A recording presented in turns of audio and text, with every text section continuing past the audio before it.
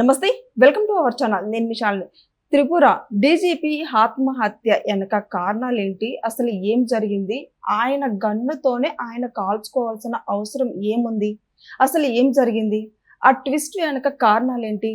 దీని మీదే పూర్తిగా విశ్లేషించడానికి మనతో స్టూడియోలో ఉన్నారు సీనియర్ జర్నలిస్ట్ కృష్ణ కుమార్ గారు ఉన్నారు. వారిని అడిగే విషయాలను తెలుసుకునే ప్రయత్నం చేద్దాం. నమస్కారం మేడం. నమస్తే మేడం, ఇప్పుడు త్రిపుర ఆయన డీజీపీ, ఆయన ఒక కానిస్టేబుల్, అంటే హెడ్, ఆయన క్వార్టర్స్ లోనే ఆయన గన్నుతో కాల్చుకోవడం అసలు కారణం ఏంటి? ఎందుకు ఆయన అలా ఆత్మహత్య చేసుకోవాల్సి వచ్చింది అంటే ఏం చెప్తారు మేడం?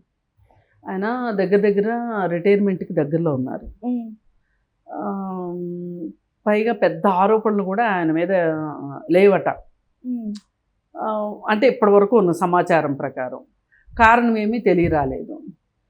ఒకవేళ కుటుంబానికి సంబంధించిన సమస్యలు ఏమైనా ఉన్నాయా అంటే దాని గురించి అసలు ఇంతవరకు కారణాలు తెలియట్లా.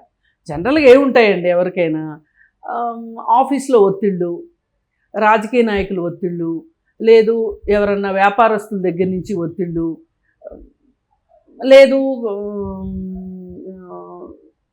కింద ఆయన కింద వాళ్ళు సరిగా పనిచేయకపోతే ఈయన సమాధానం చెప్పుకోవాల్సి వస్తే ఆ టెన్షన్, అట్లాంటివే ఉంటాయి కదా. వీటికి చనిపోవాలా అనేది పెద్ద బిగ్ క్వశ్చన్. అయితే మనం ఇప్పుడు ఆలోచించాల్సింది ఏంటంటే, మన చుట్టూ సమాజంలో కూడా గమనిస్తే మానసిక సమస్యలు చాలా ఎక్కువ అవుతున్నాయి. ఒత్తిడిని తట్టుకోలేకపోతున్నారు. అసలు ఈ ఒత్తిడిని తట్టుకోలేకపోవటం ఎంత దూరం వెళ్తుంది అంటే, అసలు వాళ్ళల్లో వాళ్ళే కుమిలిపోయి జబ్బులు దీర్ఘకాలిక జబ్బులు తెచ్చుకొని ఆటో ఇమ్యూన్ డిసీజులు తెచ్చుకొని అవి సంవత్సరాల తరబడి వాటితోటి సహవాసం చేస్తా చనిపోతున్నారు. అలా కాకుండా కొంతమంది ఏమో ఈ సూసైడ్లు, ఆత్మహత్యలు చేసుకొని ఒక్కొక్కళ్ళు ఒక్కొక్క రకంగా ఆత్మహత్యలు చేసుకోవటం, లేదు వీటన్నిటి నుంచి తప్పించుకోవాలి అంటే డ్రింక్ తీసుకోవటం, సిగరెట్లు తాగటం, అలాగే మాదక ద్రవ్యాలు వాడటం, ఇలాంటివి. ఇలా ఏ రకంగా చూసినా సరే ఒక వ్యక్తి మానసిక ఆరోగ్యం పైన ఇలాంటి సమస్యలన్నీ కూడా ఈ వృత్తిపరమైనవి కావచ్చు, వ్యక్తిగతమైనవి కావచ్చు పడుతున్నాయి. దీని నుంచి ఎట్లా నేను బయటికి రావాలి అనే దాని విషయం మీద బాగా చదువుకున్న వాళ్ళకు కూడా, సైన్స్ స్టూడెంట్స్ అయితే కూడా, మనం ఇప్పుడు కంప్యూటర్ మీద పనిచేస్తున్నారు, ఇప్పుడు సాఫ్ట్వేర్ ఇంజనీర్లు కూడా చనిపోతున్నారు సూసైడ్లు చేసుకొని. వాళ్ళు రెగ్యులర్గా ఉండేది పూర్తి టెక్నాలజీ ముందే కదా వాళ్ళు ఉండేది. అలాంటి వాళ్ళకి ఇప్పుడు దేవుడి పైన భక్తి ఉండటము, ఒక మత విశ్వాసాలను ఆచరించటము, దాని గురించి ఎవ్వరికి అభ్యంతరం ఉండదు. ఎందుకంటే ఏ ఇంట్లో పుడితే మనం ఆ మతంలో మనం ఆటోమేటిక్గా ఉంటాము, ఆ మత విశ్వాసాలను మనం పాటిస్తాము.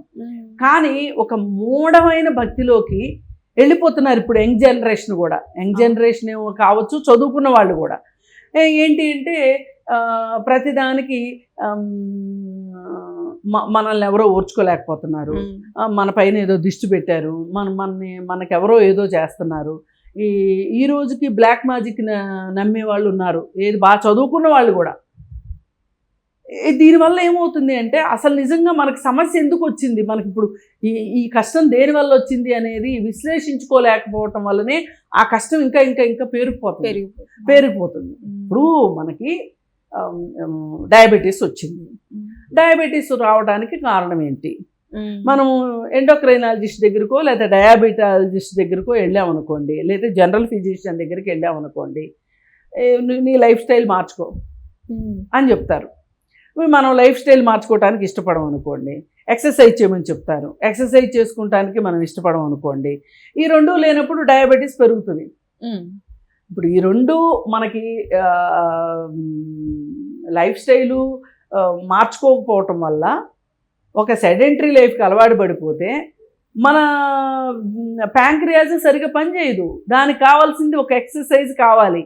అలాగే మన బాడీ మొత్తం నిరంతరము ఒక ఒక ఫ్యాక్టరీ లాంటిది, కెమికల్స్ అన్నిటితోటి పని జరుగుతూ ఉంటుంది. నిద్రపోయేప్పుడు పని చేస్తూనే ఉంటుంది, మనం మేలుకోకున్నప్పుడు పని చేస్తూ ఉంటుంది. వీటిలో ఎక్కడ అవకతవక వచ్చినా సరే మనకి ఏదో ఒక అనారోగ్యం వస్తుంది. అంటే దీని అర్థం మన బాడీలో ఏం జరుగుతుంది అనే దానికి మనకి ఒక సరియైన విశ్లేషణాత్మకమైన కారణం తెలియాలి. పోనీ మనకు తెలియలేదు, ఇంకెవరైనా చెప్తే వినాలి. అంతేగాని ఈ రోజుకి కొన్ని జబ్బులు వచ్చినాయి అనుకోండి, వెంటనే భూత వైద్యుల దగ్గరికి వెళ్తారు. చదువుకున్న వాళ్ళు కూడా భూత వైద్యుల దగ్గరికి వెళ్తారు. ఇది వాళ్ళ డిపెండెన్సీని తెలియజేస్తుంది. ఇప్పుడు ఒక మానసికంగా అనారోగ్యంగా ఉన్న వాళ్ళని భూత వైద్యుడి దగ్గరికి తీసుకెళ్ళామనుకోండి, వాళ్ళు ఆ భూత వైద్యులు చేసే టార్చర్కి వీళ్ళకి ఉన్నది ఇంకాస్త ఎక్కువ అవుతుంది. ఎక్కువై ఇంకా అది హోప్లెస్ కేసు అయిపోతుంది ఖచ్చితంగా. అట్లా కాకుండా ఒక సైకాలజిస్ట్ దగ్గరకో ఒక సైకాట్రిస్ట్ దగ్గరకో వెళ్ళామనుకోండి, అప్పుడు ఏమవుతుంది, కరెక్ట్గా అసలు ఎందుకు ఈ స్ట్రెస్ వచ్చింది వీళ్ళకి, ఈ స్ట్రెస్ ఇప్పుడు లాంగ్ స్టాండింగ్ స్ట్రెస్ ఏదైతే ఉందో ఆ స్ట్రెస్ డిప్రెషన్ తీసుకెళ్తుంది. డిప్రెషన్ కూడా అట్లాగే ఎక్కువ కాలం మనం డిప్రెషన్ అని వదిలేసేస్తే, ఇప్పుడు సైకలాజికల్ డిజార్డర్స్ ఒక 10-15 డిజార్డర్స్ ఉన్నాయి. వాటిలో ఏదో ఒక డిజార్డర్కి లేదంటే ఒక 2-3 డిజార్డర్స్కి దారితీస్తుంది ఆ డిప్రెషను. మనము ఇలా మొక్కలో ఉన్నప్పుడు తుంచలేకపోతే అవి ఆత్మహత్యల దాకా దారితీస్తాయి. ఇప్పుడు చాలా మంది ఆత్మహత్యలు చేసుకోవటం వెనకమాల ఇప్పుడు వేరొకరి ప్రోద్బలం ఉంటది ఖచ్చితంగా.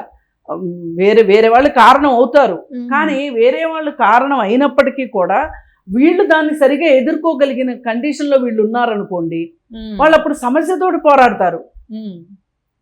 పోరాడితే అప్పుడు చచ్చిపోవాల్సిన అవసరం ఉండదు. అందుకోసం ఏంటంటే మానసిక ఆరోగ్యం పట్ల ఇవాళ సమాజంలో అవగాహన కావాలి. అది లేనప్పుడే ఇలా ఆత్మహత్యలకు పాల్పడతారు. ఇప్పుడు ఆయన సర్వీస్లో ఆయన ఎంతమందికి సలహాలు ఇచ్చుంటారు, ఎంతమంది సీఎంలను చూసుంటారు, ఎంతమంది మంత్రులను చూసుంటారు. అలాగే ఆయన సిఆర్పిఎఫ్లో కూడా పనిచేశారంట. చాలా కఠినమైనవన్నీ చేసుకుని వచ్చారు పాపం ఆయన ఏదో అంటారు చూడండి, సప్త సముద్రాలు ఇది ఇంటెనక మళ్ళీ మురికాలలో పడి చనిపోయినట్టు ఆయన ఇంత సర్వీస్ ఉండి ఇంత చేసి ఇవాళ ఇలా బాత్రూంలో తన గంతో తానే కాల్చుకుని చనిపోవటం అనేది చాలా దురదృష్టకరం. ఇప్పుడు ఆయన దగ్గర వృద్ధుడు కూడా అనలేము, నడి వయసు అనలేము, ఏదైనా అటు ఇటు కానీ ఏజ్లో ఉన్నారు ఆయన. ఆ ఏజ్లో ఆయనకి ఇదే వయసులో ఇంకో కొన్ని కుటుంబపరమైన సమస్యలు కూడా ఉండొచ్చు. ఎట్లా అంటే పిల్లలు, ఈయన డీజీపీ, వాళ్ళ పిల్లలు ఏం చూస్తారు, చుట్టూ చూసేవాళ్ళు పెద్ద పోలీస్ ఆఫీసర్ కొడుకంటే ఈయన ఇంకెంత పెద్దోడు అవ్వాలో అనుకుంటారు. ఇప్పుడు మనకు సహజంగా మన దగ్గర ఒక సామెత ఉంది, పండిత పుత్ర పరమసుంట అని. అట్లా పిల్లలు ఏమన్నా ఒకవేళ సెటిల్ అవ్వలేదు అనుకోండి, అలాగే ఈ పిల్లలు ఏమన్నా వ్యాపారాల్లోకి వెళ్ళారనుకోండి, ఇప్పుడు అపవాదులు వస్తుంటాయి. కొంతమంది వాళ్ళ పదవిని ఉపయోగించి పిల్లలకి ఎక్కువ సహాయపడతా ఉంటారు. అంటే మంత్రులు, రాజకీయ నాయకులతోటి, వ్యాపారవేత్తలతోటి ఉన్న సంబంధాలతోటి వాళ్ళకి ఏదో ఫేవర్ చేసి వీళ్ళ కొడుకులకో కూతుర్లకో ఫేవర్ చేయించుకుంటారు. ఇట్లా చేయించుకున్న ఏమన్నా బయటకు వచ్చినాయి అనుకోండి, అప్పుడు కూడా వీళ్ళకి ఏమనిపిస్తుంది, అరే ఇది బయటకు వచ్చేసింది, నా పరువు పోయింది. ఏదో ఒక కారణం ఉంటుంది, ఏ కారణం లేకుండా ఉండదు. ఈయన ఒకవేళ స్ట్రెస్ వల్ల చేసుకుంటే కూడా ఆ స్ట్రెస్కి కూడా ఏదో ఒక కారణం ఉంటుంది. ఏదైనా కానీ ఆయన ఎలాగూ లేరు, వాళ్ళ కుటుంబ సభ్యులు ఏమన్నా చెప్తే తప్పితే తెలియాల్సిందే తప్పితే అదర్వైజ్ తెలిసేది లేదు. కానీ ఇట్లాంటివన్నీ చూసినప్పుడు మన సమాజం నేర్చుకోవాల్సింది ఏంటంటే, కనీసం చదువుకున్న వాళ్ళు, ఇప్పుడు యంగ్స్టర్స్ అయినా సరే చదువుకున్న వాళ్ళు తెలుసుకోవాల్సింది ఏంటి అంటే, జీవితంలో అనుకున్నవన్నీ జరగవు. ఇప్పుడు నిన్న మొన్న ఒక గుజరాత్లో ఒక ప్రైవేట్ యూనివర్సిటీలో గోల్డ్ మెడల్స్ తీసుకొచ్చుకున్న బీటెక్ విద్యార్థి, అతను కాలేజ్ ఫస్ట్ వచ్చాడు. స్టేట్లో 3rd ర్యాంక్ వచ్చినవాడు, అలాగే ఇంజనీరింగ్లో కూడా గోల్డ్ మెడల్స్ వచ్చినాయి. అతను ఒక గవర్నమెంట్ ఉద్యోగం కోసం ప్రయత్నం చేశాడు. 50 ఇంటర్వ్యూలకు అటెండ్ అయ్యాడంట ఇప్పటికే. అయితే అతనికి ఉద్యోగం రాలేదు. రాకపోయేసరికి ఆత్మహత్య చేసుకున్నాడు. వాళ్ళ నాన్నకు ఉత్తరం రాశాడు. ఇప్పుడు గవర్నమెంట్ ఉద్యోగమే కావాలి అని అనుకోవటం ఒక రకంగా మూర్ఖత్వమే కదా. అంటే అతను ఎక్కడో అతని బిలీఫ్ సిస్టంలోనే ఏదో ఒక ఏమన్నా రాంగ్ అని కూడా అనకూడదు, ఎక్కడో స్ట్రక్ అయిపోయాడు. అతను స్ట్రక్ అయిపోయాడు, అక్కడే ఇరుక్కున్నాడు. నేను ఇది ఇంతే అన్నట్లు. కానీ ఇప్పుడు మనం ఇక్కడి నుంచి అమీర్పేట వెళ్ళటానికి ఒక దారి ఉంటుంది, మనకు తెలిసిన దారి. ఆ దారి మూసేశారు అన్నప్పుడు మనం చేయాల్సింది ఏంటి? అమీర్పేట వెళ్ళాలి అనుకున్నాం, దానికి ఇంకో దారి కూడా ఉంటుంది. ఖచ్చితంగా కొంచెం దూరం కావచ్చు, కానీ దారి లేకుండా అయితే ఉండదు కదా. అది మనం ఐక్యూ మాత్రమే కాదు, ఈక్యూ కూడా కావాలి అనేది. అందుకే ఇప్పుడు ఇట్లాంటి వాళ్ళందరినీ మనం చూసినప్పుడు మనకి ఏమనిపిస్తుంది అంటే, ఇప్పుడు నిన్న మొన్న హైదరాబాద్లో ఒక అమ్మాయి సాఫ్ట్వేర్ ఇంజనీరు, ఆమె చాలా స్ట్రెస్లో ఉందంట. ఆమెకు అసలు క్లియర్ సైకలాజికల్ డిజార్డర్. ఆమె నగ్నంగా వీధుల్లో పరిగెట్టుకుంటూ వెళ్ళి గుడికి వెళ్ళి గుళ్ళో విగ్రహాన్ని కూడా తీసుకొని వెళ్ళి చెరువులో దూకేసి ఆత్మహత్య చేసుకుంది. ఎంత బాధాకరం అసలు. చూడండి, ఆ అమ్మాయి బీటెక్ చేసింది, బెంగళూరులో జాబ్ చేసింది, సాఫ్ట్వేర్ జాబ్ చేసింది. జాబ్ చేసి ఆ అమ్మాయి ఆ జాబ్లో కూడా ఏవో ప్రాబ్లమ్స్ వచ్చినాయంట తనకి. అందుకని రిజైన్ చేసేసి వచ్చి తల్లితో ఉంటుంది. అలా చనిపోయింది. అసలు ఇప్పుడు ఇక్కడ మరి వాళ్ళ అమ్మకు కూడా కొంచెం సైకలాజికల్ డిజార్డర్స్ ఉన్నాయి అని చెప్పి అంటున్నారు. ఎంతవరకు వాస్తవమో తెలియదు.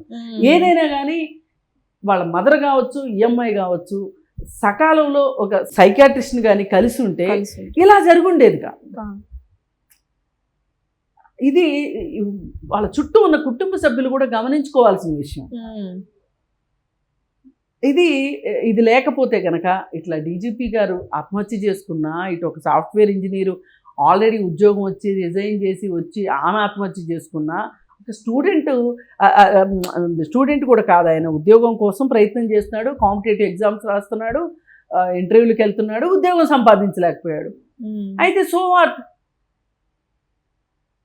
అది రావాలి. ఆ సో వాట్ అనేది ఉంటే మనకి అయితే ఏంటి, ఇప్పుడు ఏంటి చెయ్యాలి, బ్యాడ్ జరిగింది, నో ఇష్యూ, ఇప్పుడు ఏం చెయ్యాలి, మన తక్షణ కర్తవ్యం ఏంటి అనేది ఆలోచించేది ఏంటి అంటే ఈక్యూనే.